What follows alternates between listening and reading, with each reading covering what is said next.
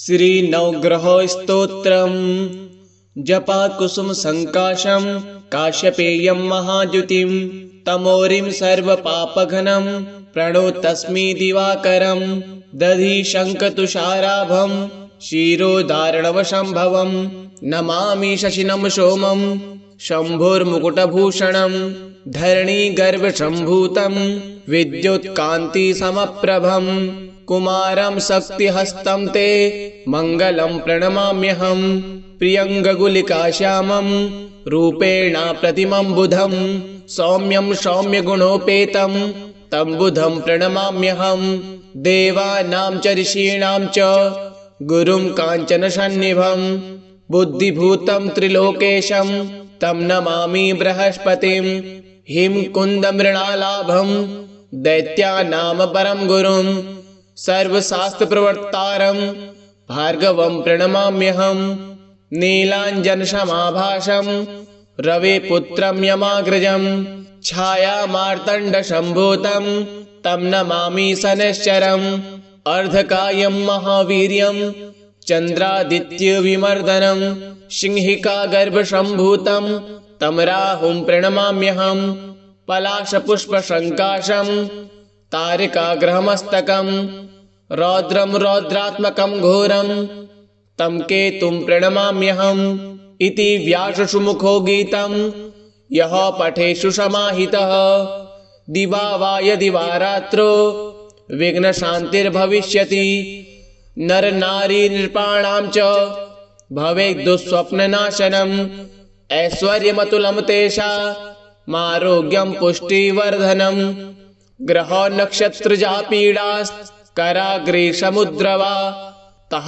सर्वाः प्रशमनं यान्ति व्यासो ब्रूते न संशयः जपाकुसुमसङ्काशं काश्यपेयं महाद्युतिं तमोरिं सर्वपापघ्नं प्रणोतस्मि दिवाकरं दधिशङ्खतुषाराभं क्षीरोदार्णवसम्भवं नमामि शशिनं सोमं शम्भुर्मुकुटभूषणं धरणीगर्भसम्भूतं विद्युत्कान्तिसमप्रभं कुमारं शक्तिहस्तं ते मङ्गलं प्रणमाम्यहं प्रियङ्गुलिकाश्यामं रूपेण प्रतिमं बुधं सौम्यं सौम्यगुणोपेतं तं बुधं प्रणमाम्यहं देवानां च ऋषीणां च गुरुं काञ्चनसन्निभं बुद्धिभूतं त्रिलोकेशं तं नमामि बृहस्पतिं हिमकुन्दमृणालाभं दैत्यानां परं गुरुं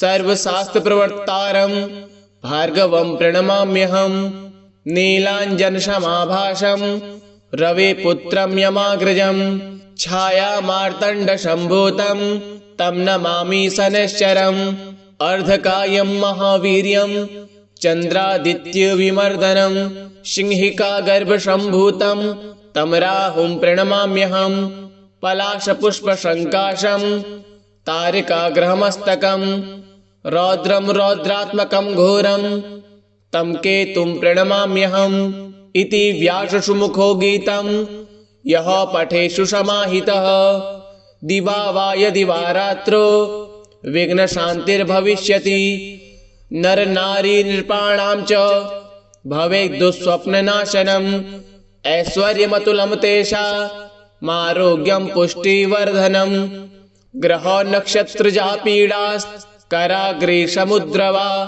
तः सर्वाः प्रशमनं यान्ति व्यासो ब्रूते न संशयः जपाकुसुमसङ्काशं काश्यपेयं महाद्युतिं तमोरिं सर्वपापघ्नं प्रणोतस्मि दिवाकरं दधिशङ्खतुषाराभं क्षीरोदार्णवसम्भवं नमामि शशिनं सोमं शम्भुर्मुकुटभूषणं धरणीगर्भसम्भूतं विद्युत्कान्तिसमप्रभं कुमारं शक्तिहस्तं ते मङ्गलं प्रणमाम्यहं प्रियङ्गुलिकाश्यामं रूपेण प्रतिमं बुधं सौम्यं सौम्यगुणोपेतं तं बुधं प्रणमाम्यहं देवानां च ऋषीणां च गुरुं काञ्चनसन्निभं बुद्धिभूतं त्रिलोकेशं तं नमामि बृहस्पतिं हिमकुन्दमृणालाभं दैत्यानां परं गुरुं सर्वशास्त्रप्रवक्तारं भार्गवं प्रणमाम्यहं नीलाञ्जनसमाभासं रविपुत्रं यमाग्रजं छायामार्तण्डसम्भूतं तं नमामि शनैश्चरम् अर्धकायं महावीर्यं चन्द्रादित्यविमर्दनं सिंहिकागर्भसम्भूतं तं राहुं प्रणमाम्यहं पलाशपुष्पसङ्काशं तारकाग्रहमस्तकं रौद्रं रौद्रात्मकं घोरं तं केतुं प्रणमाम्यहम् इति व्याससुमुखो गीतं यः पठेषु समाहितः दिवा वा यदि वा रात्रो विघ्नशान्तिर्भविष्यति नरनारी नृपाणां च भवेत् दुःस्वप्ननाशनम् ऐश्वर्यमतुलं तेषामारोग्यं पुष्टिवर्धनम् ग्रहो नक्षत्रजा पीडास्कराग्रे समुद्रवा तः सर्वाः प्रशमनं यान्ति व्यासो ब्रूते न संशयः जपात् कुसुमसङ्काशं काश्यपेयं महाद्युतिं तमोरिं सर्वपापघ्नं प्रणोतस्मि दिवाकरं दधि शङ्खतुषाराभं क्षीरोदार्णवसम्भवं नमामि शशिनं सोमं शम्भुर्मुकुटभूषणं धरणीगर्भसम्भूतं विद्युत्कान्तिसमप्रभं कुमारं शक्तिहस्तं ते मङ्गलं प्रणमाम्यहं प्रियङ्गुलिकाश्यामं रूपेण प्रतिमं बुधं सौम्यं सौम्यगुणोपेतं तं बुधं प्रणमाम्यहं देवानां च ऋषीणां च गुरुं काञ्चनसन्निभं बुद्धिभूतं त्रिलोकेशं तं नमामि बृहस्पतिं हिमकुन्दमृणालाभं दैत्यानां परं गुरुं सर्वशास्त्रप्रवक्तारं भार्गवं प्रणमाम्यहं नीलाञ्जनसमाभासं रविपुत्रं यमाग्रजं छायामार्तण्डसम्भूतं तं नमामि शनैश्चरम् अर्धकायं महावीर्यं चन्द्रादित्यविमर्दनं सिंहिकागर्भसम्भूतं तं राहुं प्रणमाम्यहं पलाशपुष्पसङ्काशं तारकाग्रहमस्तकं रौद्रं रौद्रात्मकं घोरं तं केतुं प्रणमाम्यहम् इति व्याससुमुखो गीतं यः पठेषु समाहितः दिवा वा यदि वा रात्रो विघ्नशान्तिर्भविष्यति नरनारी नृपाणां च भवेत् दुःस्वप्ननाशनम् ऐश्वर्यमतुलं तेषामारोग्यं पुष्टिवर्धनम् ग्रहो नक्षत्रजा पीडास्कराग्रे समुद्रवा तः सर्वाः प्रशमनं यान्ति व्यासो ब्रूते न संशयः जपात् कुसुमसङ्काशं काश्यपेयं महाद्युतिं तमोरिं सर्वपापघ्नं प्रणोतस्मि दिवाकरं दधि शङ्खतुषाराभं क्षीरोदार्णवसम्भवं नमामि शशिनं सोमं शम्भुर्मुकुटभूषणं धरणीगर्भसम्भूतं विद्युत्कान्तिसमप्रभं कुमारं शक्तिहस्तं ते मङ्गलं प्रणमाम्यहं प्रियङ्गुलिकाश्यामं रूपेण प्रतिमं बुधं सौम्यं सौम्यगुणोपेतं तं बुधं प्रणमाम्यहं देवानां च ऋषीणां च गुरुं काञ्चनसन्निभं बुद्धिभूतं त्रिलोकेशं तं नमामि बृहस्पतिं हिमकुन्दमृणालाभं दैत्यानां परं गुरुं सर्वशास्त्रप्रवक्तारं भार्गवं प्रणमाम्यहं नीलाञ्जनसमाभासं रविपुत्रं यमाग्रजं छायामार्तण्डसम्भूतं तं नमामि शनैश्चरम् अर्धकायं महावीर्यं चन्द्रादित्यविमर्दनं सिंहिकागर्भसम्भूतं तं राहुं प्रणमाम्यहं पलाशपुष्पसङ्काशं तारकाग्रहमस्तकं रौद्रं रौद्रात्मकं घोरं तं केतुं प्रणमाम्यहम् इति व्याससुमुखो गीतं यः पठेषु समाहितः दिवा वा यदि वा रात्रो विघ्नशान्तिर्भविष्यति नरनारी नृपाणां च भवेत् दुःस्वप्ननाशनम् ऐश्वर्यमतुलं तेषामारोग्यं पुष्टिवर्धनम् ग्रहो नक्षत्रजा पीडास्कराग्रेसमुद्रवा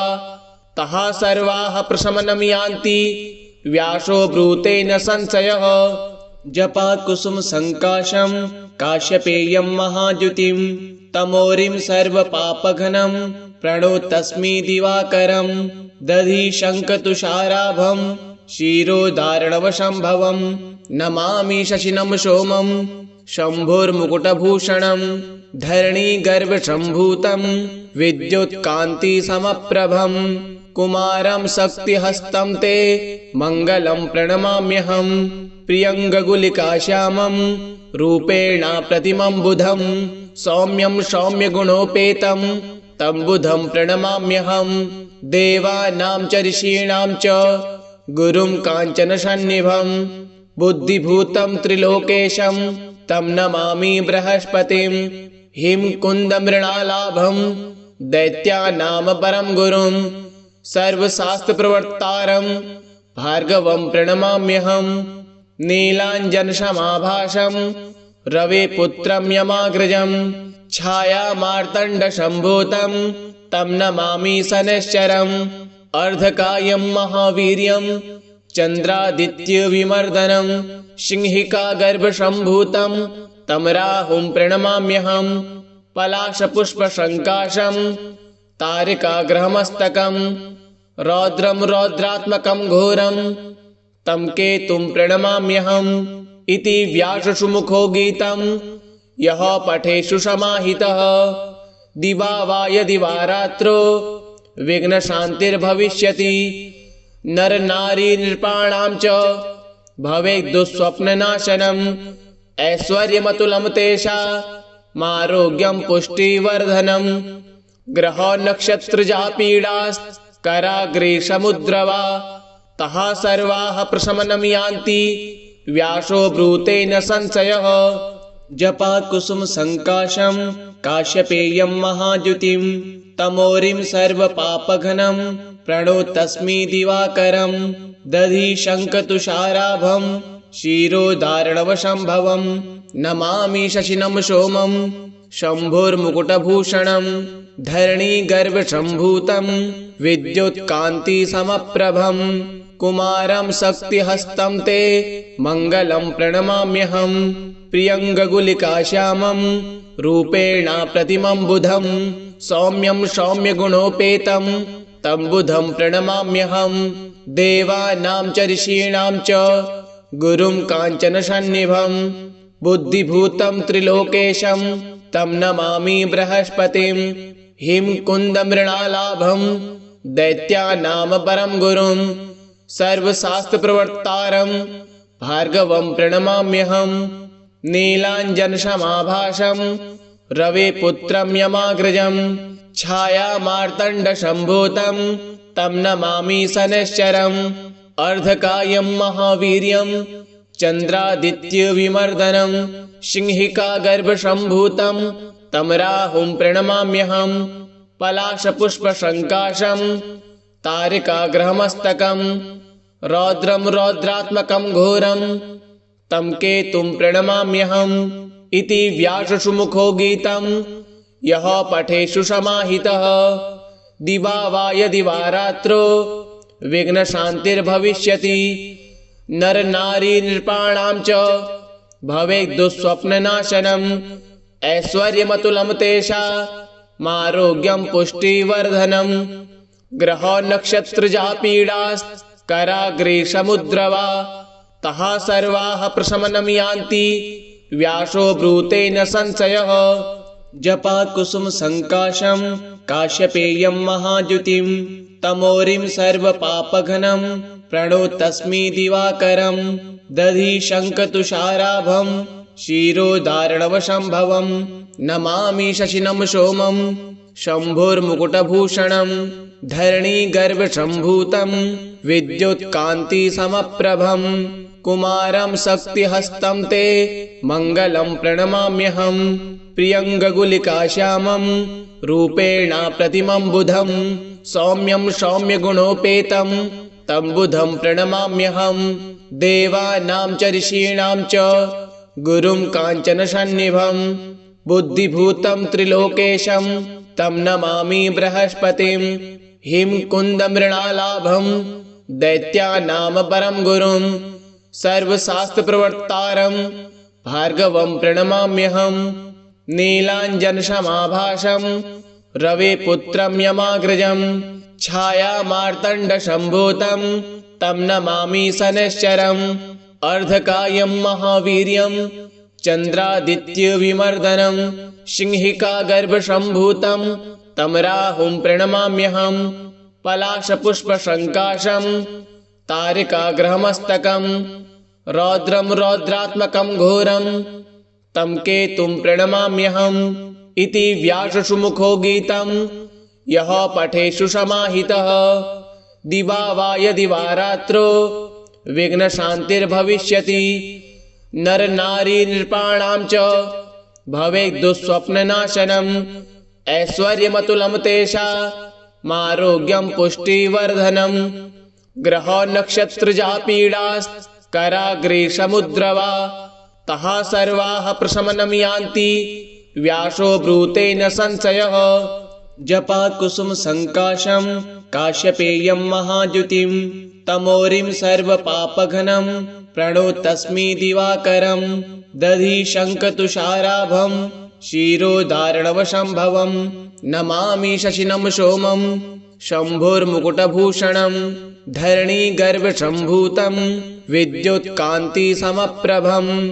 कुमारं शक्तिहस्तं ते मङ्गलं प्रणमाम्यहं। प्रियङ्गुलिकाश्यामं रूपेण प्रतिमं बुधं। सौम्यं सौम्यगुणोपेतं तं बुधं प्रणमाम्यहं।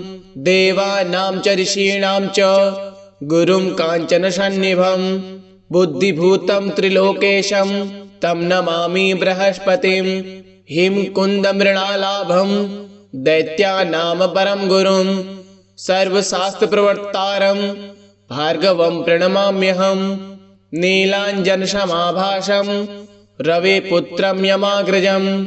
छायामार्तण्डसम्भूतं तं नमामि शनैश्चरम्। अर्धकायं महावीर्यं चन्द्रादित्यविमर्दनं। सिंहिकागर्भसम्भूतं तं राहुं प्रणमाम्यहं। पलाशपुष्पसङ्काशं तारकाग्रहमस्तकं। रौद्रं रौद्रात्मकं घोरं तं केतुं प्रणमाम्यहम्। इति व्याससुमुखो गीतं यः पठेषु समाहितः। दिवा वा यदि वा रात्रौ विघ्नशान्तिर्भविष्यति। नरनारी नृपाणां च भवेत् दुःस्वप्ननाशनम्। ऐश्वर्यमतुलं तेषामारोग्यं पुष्टिवर्धनम्। ग्रहो नक्षत्रजापीडास्कराग्रे समुद्रवा। तः सर्वाः प्रशमनं यान्ति व्यासो ब्रूते न संशयः। जपात् कुसुमसङ्काशं काश्यपेयं महाद्युतिं। तमोरिं सर्वपापघ्नं प्रणोतस्मि दिवाकरं। दधि शङ्खतुषाराभं क्षीरोदार्णवसम्भवं। नमामि शशिनं सोमं शम्भुर्मुकुटभूषणं। धरणीगर्भसम्भूतं विद्युत्कान्तिसमप्रभं। कुमारं शक्तिहस्तं ते मङ्गलं प्रणमाम्यहं। प्रियङ्गुलिकाश्यामं रूपेण प्रतिमं बुधं। सौम्यं सौम्यगुणोपेतं तं बुधं प्रणमाम्यहं।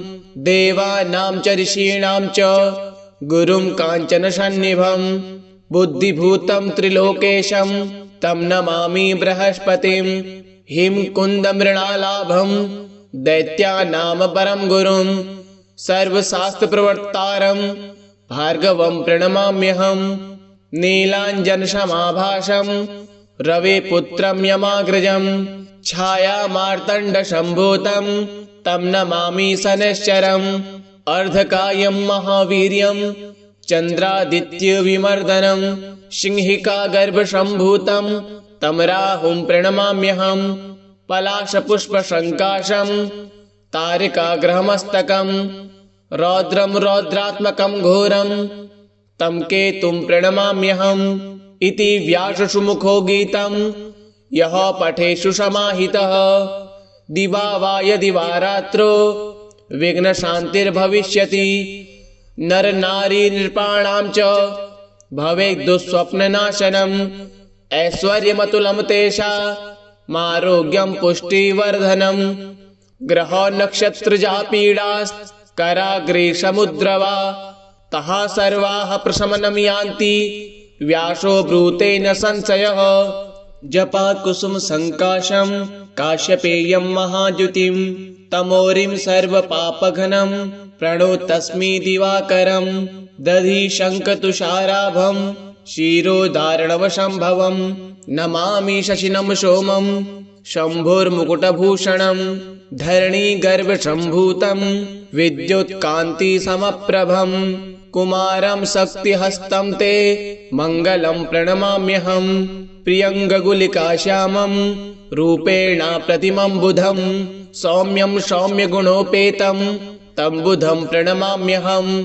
देवानां च ऋषीणां च गुरुं काञ्चनसन्निभं बुद्धिभूतं त्रिलोकेशं तं नमामि बृहस्पतिं। हिमकुन्दमृणालाभं दैत्यानां परं गुरुं सर्वशास्त्रप्रवर्तारं भार्गवं प्रणमाम्यहम्। नीलाञ्जनसमाभासं रविपुत्रं यमाग्रजं छायामार्तण्डसम्भूतं तं नमामि शनैश्चरम्। अर्धकायं महावीर्यं चन्द्रादित्यविमर्दनं सिंहिकागर्भसम्भूतं तं राहुं प्रणमाम्यहम्। पलाशपुष्पसङ्काशं तारकाग्रहमस्तकं रौद्रं रौद्रात्मकं घोरं तं केतुं प्रणमाम्यहम्। इति व्याससुमुखो गीतं यः पठेषु समाहितः दिवा वा यदि वा रात्रो विघ्नशान्तिर्भविष्यति। नर नारी नृपाणां च भवेत् दुःस्वप्ननाशनम्। ऐश्वर्यमतुलं तेषामारोग्यं पुष्टिवर्धनम्। ग्रह नक्षत्रजा पीडास्कराग्रे समुद्रवा तः सर्वाः प्रशमनं यान्ति व्यासो ब्रूते न संशयः। इति श्री व्यासविरचितं नवग्रहस्तोत्रं सम्पूर्णम्।